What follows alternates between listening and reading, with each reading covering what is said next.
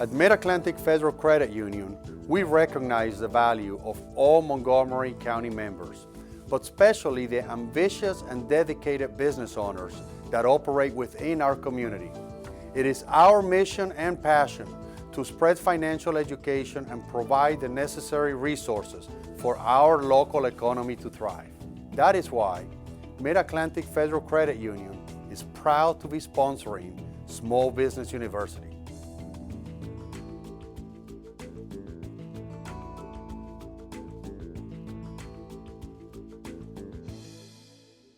Hello and welcome to Mid-Atlantic Federal Credit Union's Small Business University. My name is Kelly Leonard and I am your host.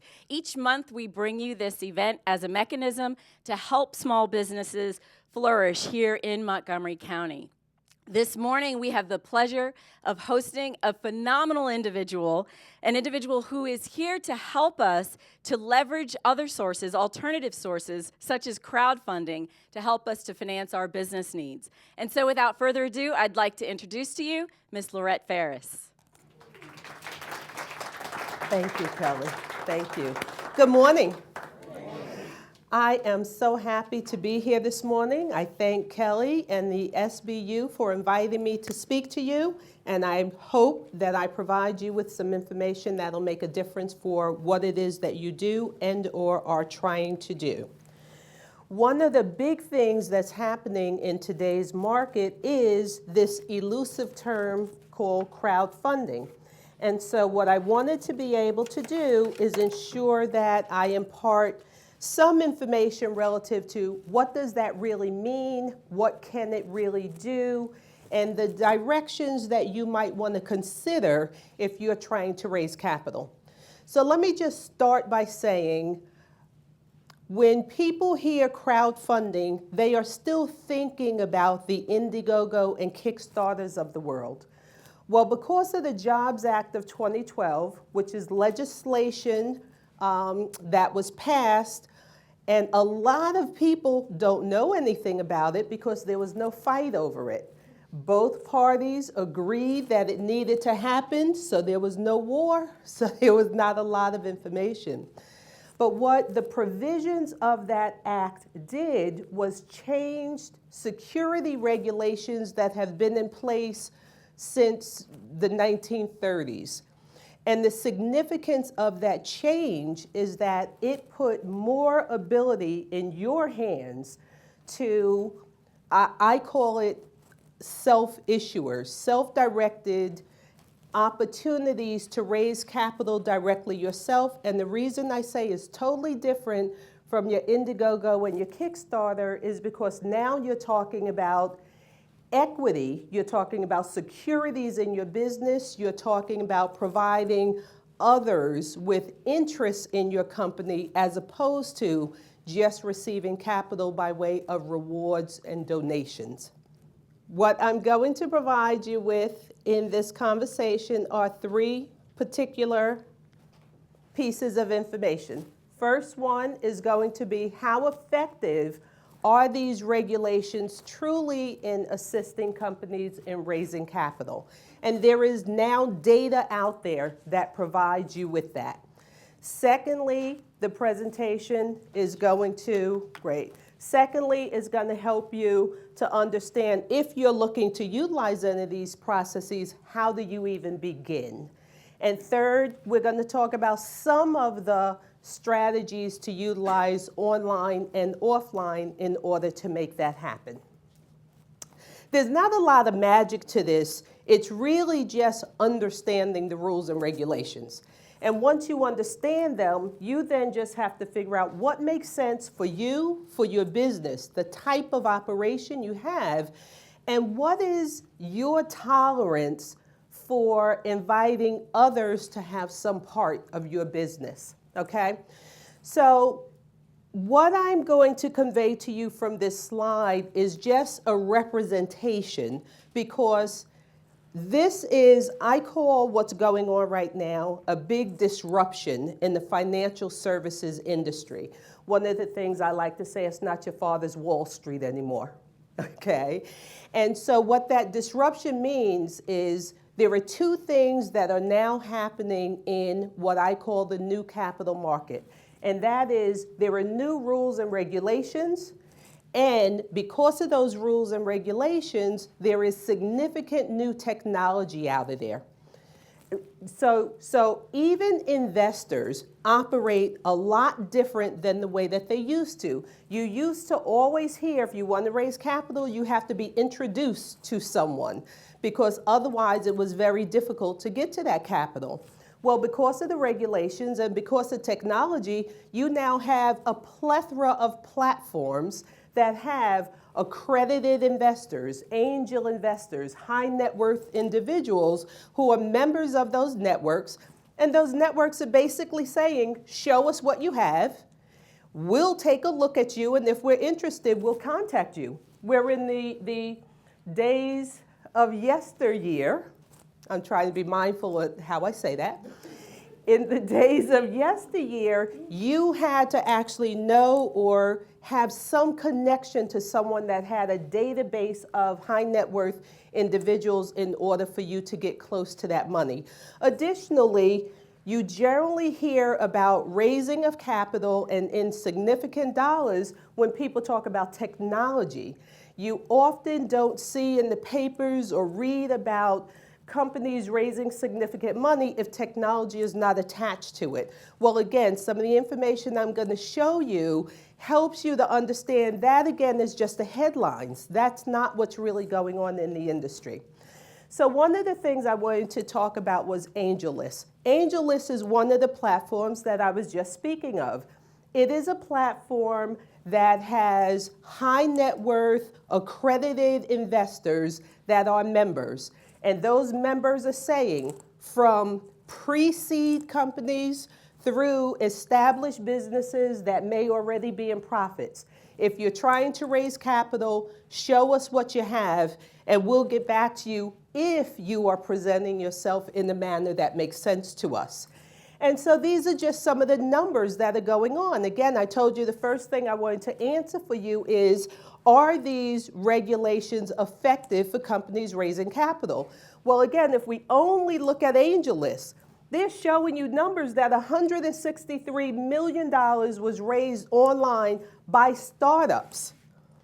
And I won't read it all, you guys have it there, and also let me just say as I continue, if you want a copy of this slide, you see two ways of doing that. In the column, you will see if you text the EZZVX14060 to 313131, we will forward you a copy of the presentation. Or if you want to join our mailing list, and I'll tell you the gift you'll get if you do that, then do the barcode, and there's a special gift we'll provide. But so number one, is it effective? AngelList is showing you it's absolutely effective for a new market that's really been going strong for the past 2 years and the kind of money that startups are starting to raise. Secondly, the next one is Crowdnetic. Crowdnetic is a platform that resources, they go out to these new capital markets to look at what's going on, and they compile the data.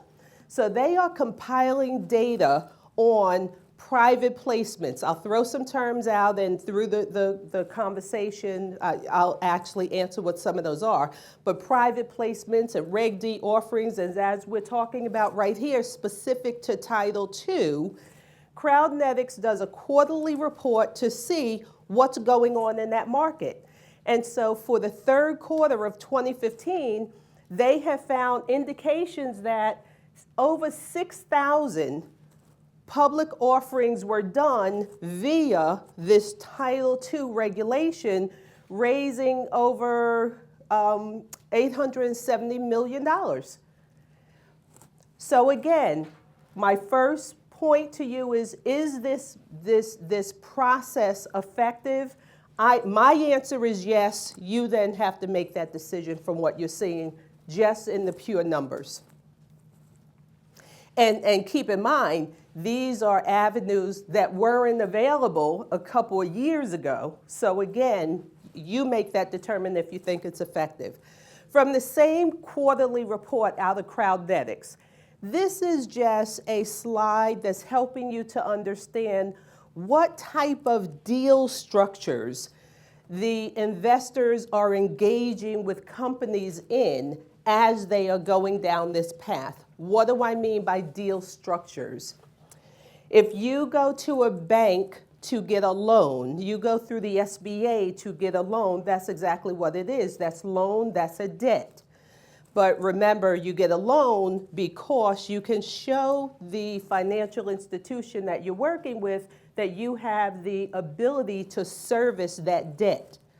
Well, we're talking about private equity now, where these are investors.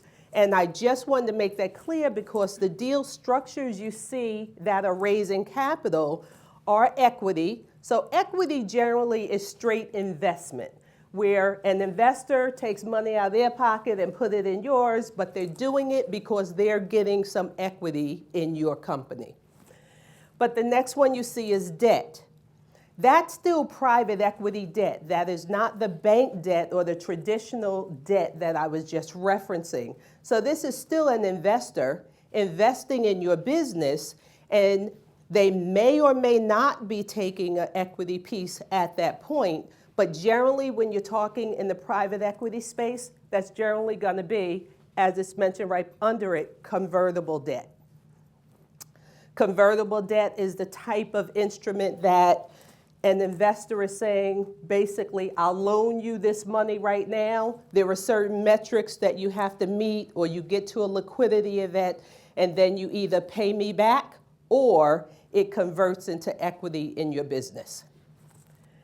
Revenue share. Some investors will do an investment where you just needed money to get something manufactured or produced or moving. And so they'll do a deal with you that upon that happening, that means you have revenue coming in, then we're going to share that revenue. I'll take whatever piece so that you're paying me back, and then you have the rest for what you started out doing.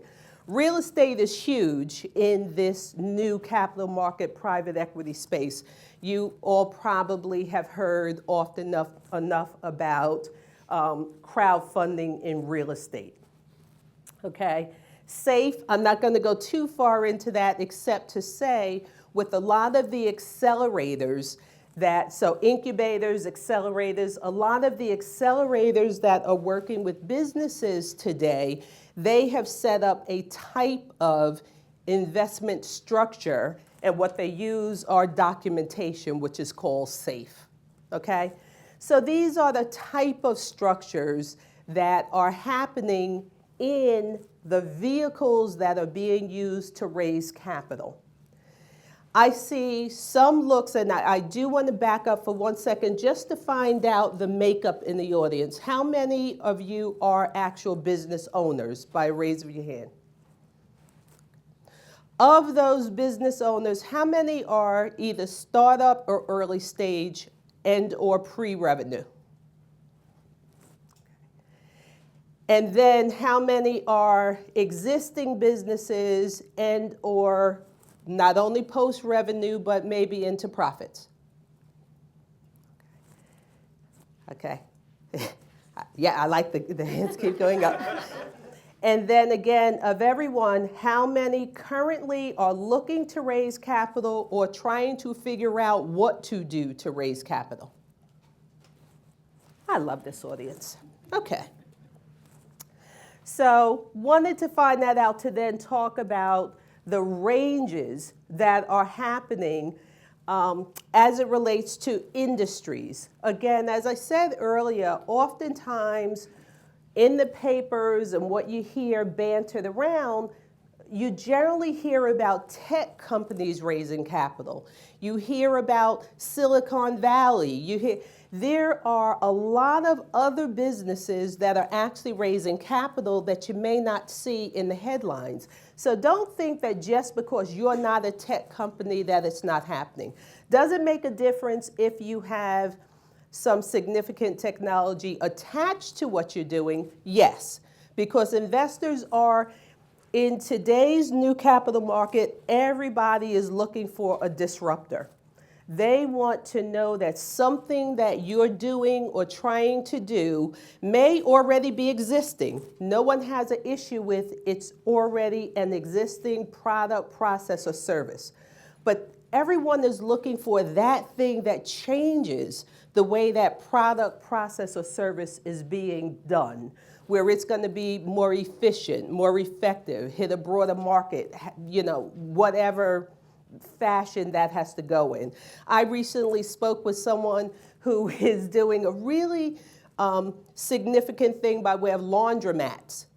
He does not own any laundromats. He does not operate laundromats. He's created a service where he hires people from the community. He goes to laundromats that are underserviced.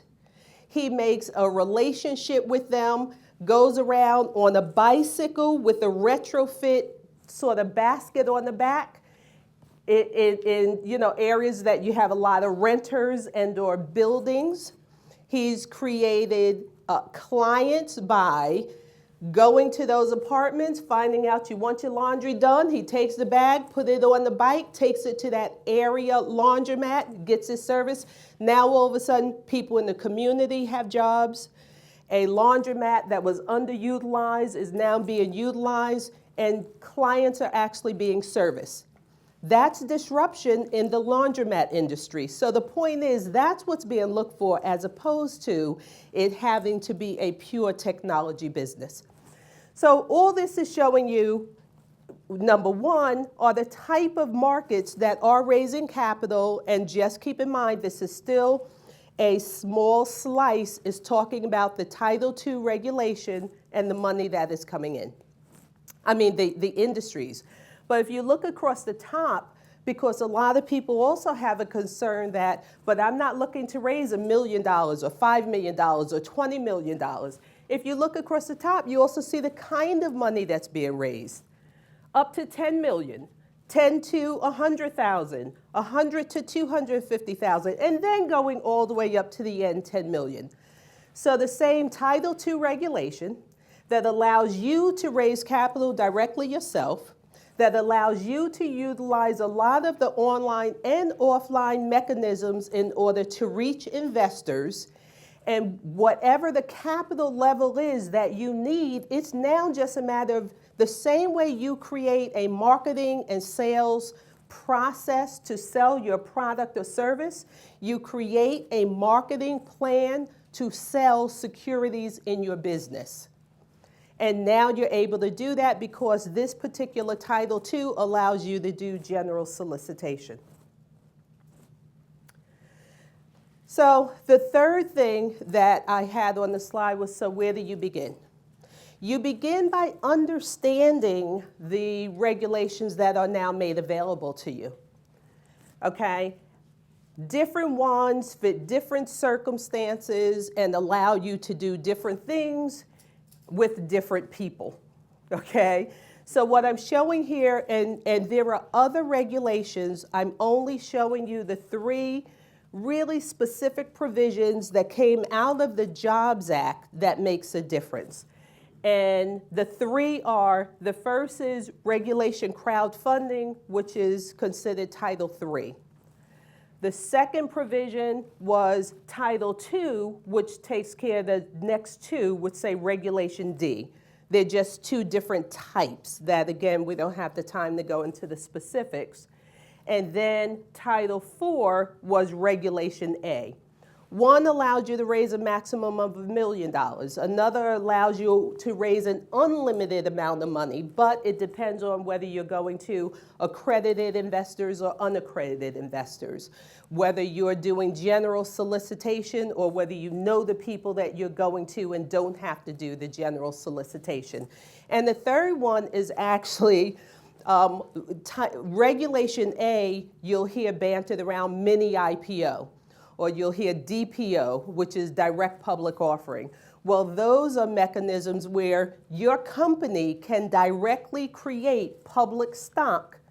The other side of it is that stock will not be tradable, but you can then create a public market yourself where now you can sell your securities to anyone. The Company that you'll generally always hear about with that particular way of doing it is Ben & Jerry's. Now that happened years ago, but Ben & Jerry's used the Regulation A offering, and their natural client base became the investors in the company. That's how Ben & Jerry's became public. Well, you could always do this. It's just now been made much easier. The older regulation allowed you to do a maximum of $5 million. The Tier 2 of Reg A now lets you do a maximum of $50 million. But the point is, these are 3 specific regulations that allow you to do different things. You just have to figure out where you are in the process and what you'd like to do with yours. The next level of consideration that you then have to go through truly is, what stage of operation are you?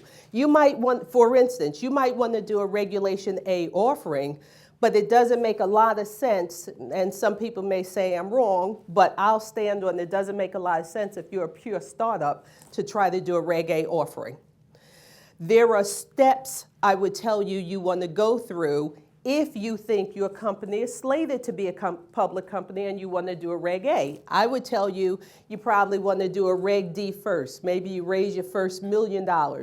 Then you put everything together to do what it is that you're doing. Maybe you do a next Reg D, where maybe you do a next $5 million raise. Now that you have growth, you have development, you're ready to expand, now maybe you want to do a Reg A offering to make it a public company where you're doing a $20 million raise. But the point is, the regulations are available for you to create that stepped process to raise the full amount of capital that you need, and all you really got to do is consider creating a full marketing and sales program the exact same way that you do for your products and services. And so, this slide is just designed to help you think about what stage you're at and which one of these regulations might make sense for the stage of your operation. The tools of engagement. So it's wonderful that you can do this, but one of the first things I would tell you, because you can do this, there are so many companies out there looking for capital. Companies get discouraged because they say, but I've been trying to do this for the past 3, 4, 5 years. Well, guess what? Investors are bombarded with companies trying to raise capital. So what you have to figure out is, how do you make yourself look and feel above the crowd?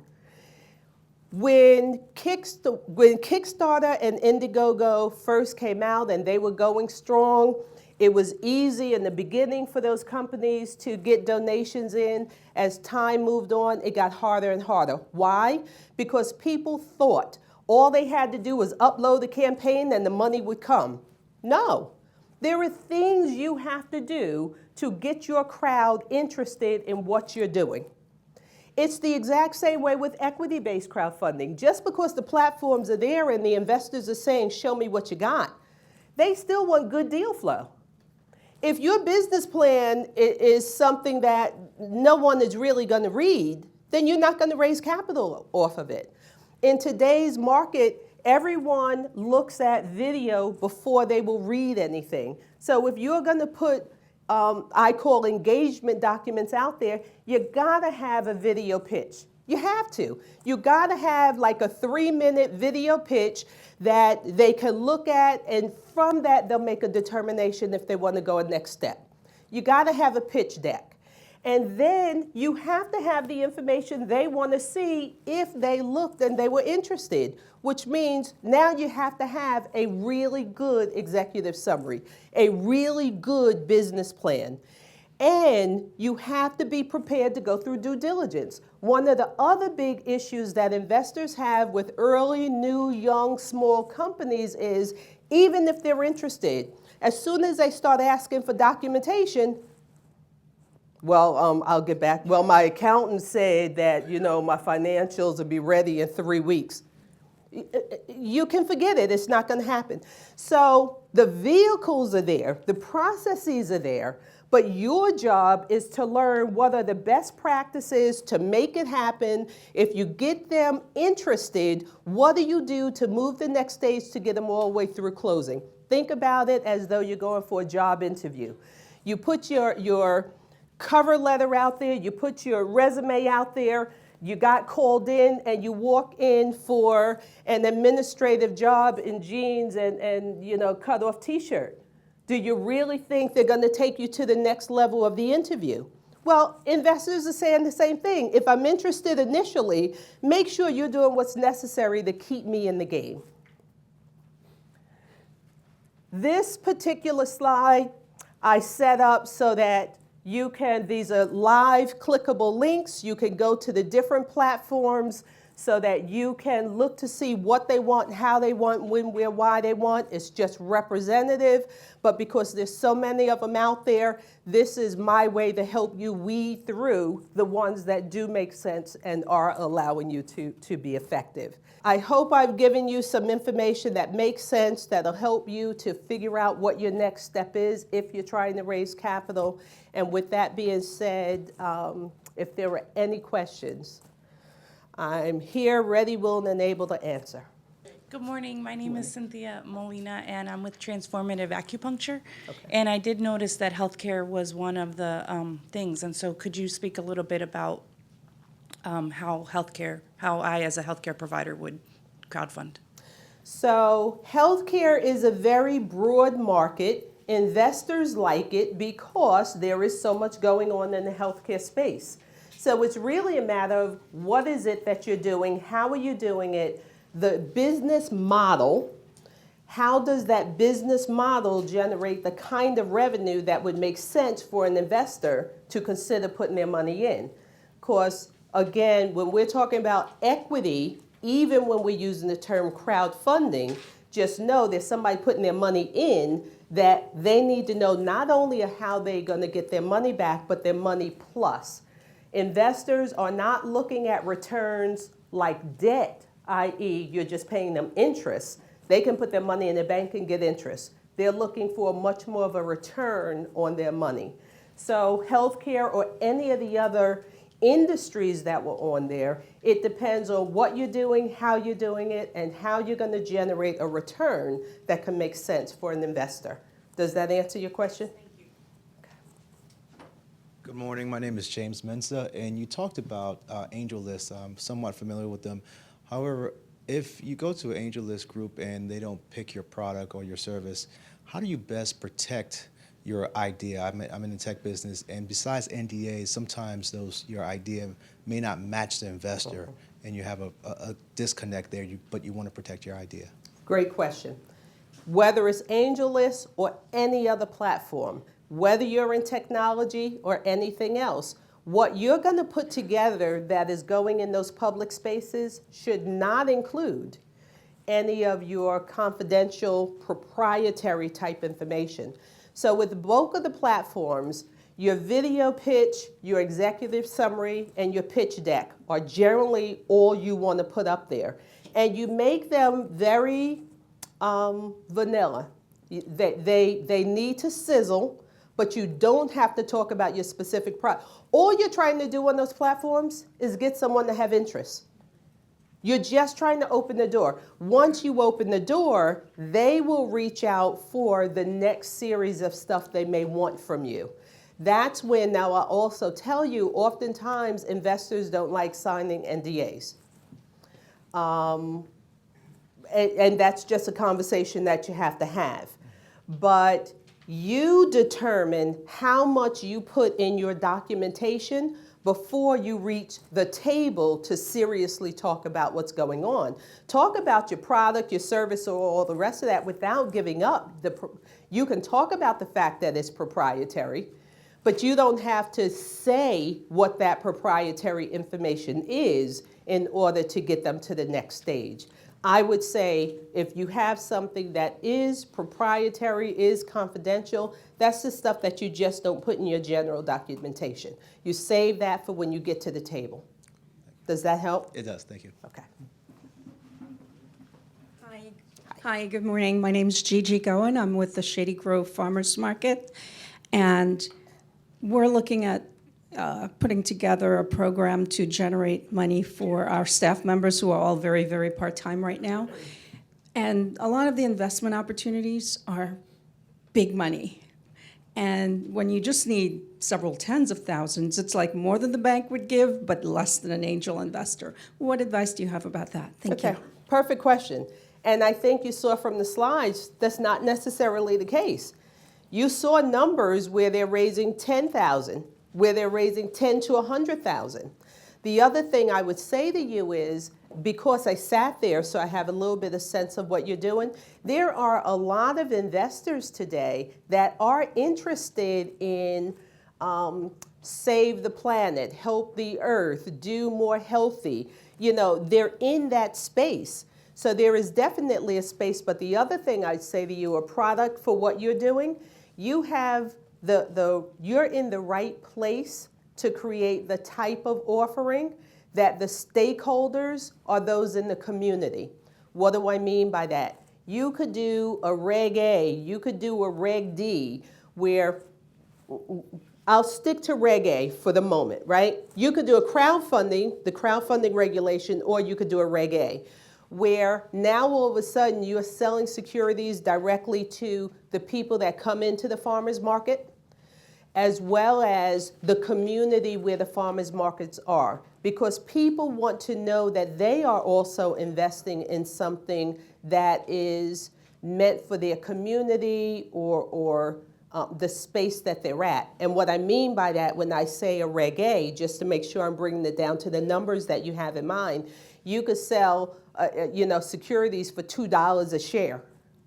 So those are the kind of numbers that unaccredited investors, and through crowdfunding, those are the kind of numbers that you can get community involved in what it is that you're doing. Does that help? Thank you, yes. I think I have time for one last question. Actually, go ahead. Hi, I'm Susanna Parker with Mark Lesher Productions. We've actually done a couple of crowdfunding videos for like tech companies. Could you go into a little bit of the difference between a video for like a Kickstarter campaign versus the video pitch that you had discussed? Sure. Thank you. It all depends on who you're trying to reach. If you're trying to reach a community that is interested in helping you do good, then that's how you speak. Anything you do, you speak to your audience. If you're trying to speak to an audience of investors, what do you think an investor wants to hear? How much money are they going to make? Now, it doesn't mean that they may not be doing something that's in a do-good space. But if you're speaking to an investor wants to understand what's in it for him. If you're speaking to the community wants to understand what's in it for them. So whichever direction you're going in, you just have to speak to the audience that you're trying to reach out to. So thank you, guys. Thank you. I definitely want to thank all of you for coming out this morning. Please be sure to join us next month, third Thursday. I believe it's the 21st or the 17th of March. Please join us here. Spread the word. Come back. And I wish you all much success in your business. If there's absolutely anything that we can do to help you, when I say we, I mean Taylor Leonard Corporation, Mid-Atlantic Federal Credit Union, Montgomery Community Media, iBoss. Please do not hesitate to let us know how we can help you to grow your business. It's our desire to be your catalyst, your compass, and your connector to business growth. Thank you for joining us.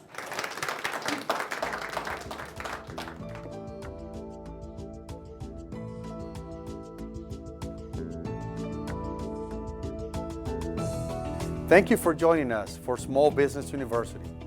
We hope you were able to gain some valuable insights to help empower your business. Mid-Atlantic Federal Credit Union has a complete line of financial products and services designed to support endeavors of all sizes. For more information on Mid-Atlantic Federal Credit Union, as well as previous and upcoming Small Business University sessions, please visit mafcu.org.